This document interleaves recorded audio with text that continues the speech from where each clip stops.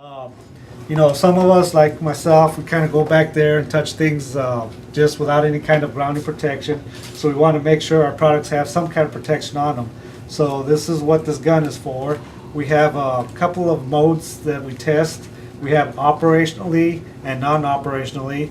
From an operational point, we go up to about 10,000 volts around the button area, and then we'll go up to about 15,000 volts all around the chassis, and then in the non-operational mode, we'll go up to about 20,000 volts, going at about every 2,000 volts, checking to see if it turns on and nothing happens to it.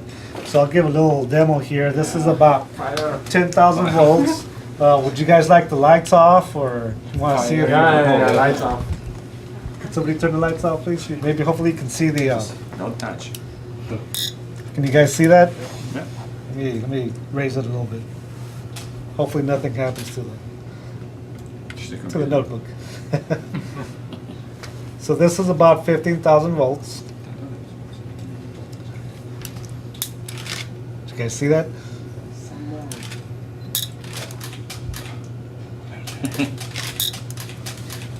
So usually we've got some diagnostics running at the same time. We want to make sure nothing happens if there's any kind of data calculation. So, you know, we've got that diagnostics, but, you know, once we do the zap, then we'll move the mouse or touch some keys, making sure everything is still functional.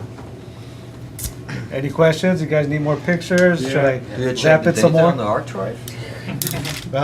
We've got an issue. It could be maybe, for example, on the I/O ports, maybe there's no protection. For example, a diode going from the port to the controller.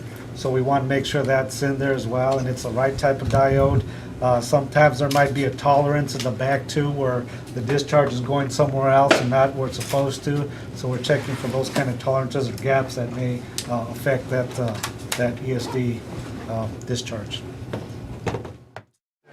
So as you can see, this is a robot room.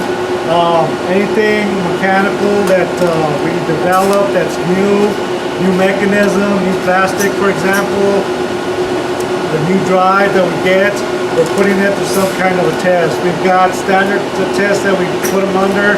It'll go through about thousands of cycles, and it'll take about 2 or 3 days to complete the testing. Also, we'll have customized testing. If there's something new that's out there, we have to do a special test on it. We'll fix something up and try and run some tests to make sure that whatever we're concerned with, everything is working up to standard.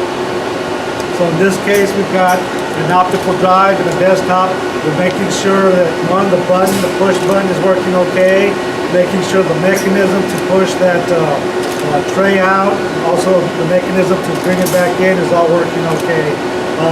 We'll test it, or we'll even put like a CD or DVD in there to run it, making sure it's working to begin with, and then after so many cycles or at the end, we'll put that disc back in there, just making sure that it still works and everything's working the way it's supposed to.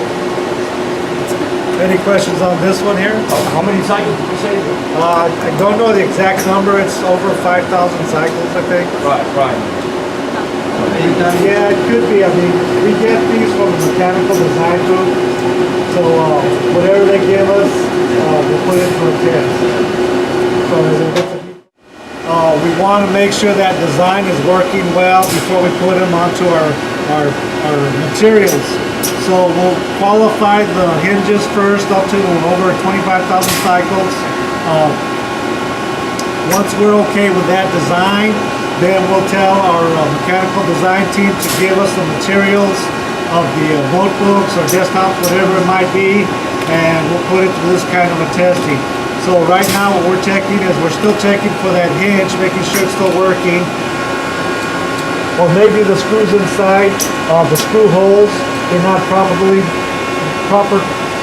designed to hold that screw, so it might get loose and therefore just come apart and cause some kind of a breakage on the material.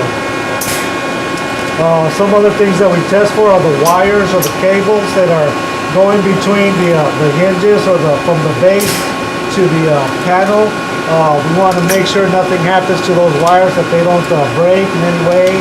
or cringe or bend or whatever. So we're checking for all that kind of stuff.